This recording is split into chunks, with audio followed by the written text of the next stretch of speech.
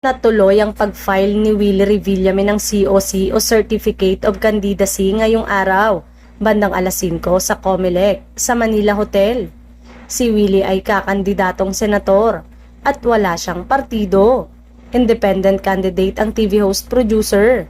Sa interview ni Willie pagkatapos niyang mag-file ng COC, sinabi niyang hindi niya agad iiwan ang game show niya sa TV5, ang Will to Win.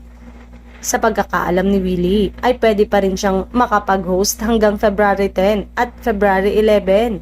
Nasimula na ng kampanya ay tsaka lang siya, hindi na pwedeng lumabas sa Will to Win. Sabi rin ng isang taga Will to Win, sinabihan na ni Willie ang kanyang mga co-host na 5 buwan pa silang magkakasama-sama sa show.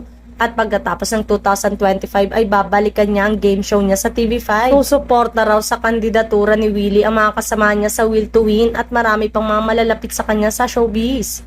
Hindi naman sigurado kung ititigil na ang show sa TV5 o magpapatuloy ito kahit wala si Willie, ngunit tila malabo nga na ituloy dahil sigurado na magiging busy ito sa kandidatura.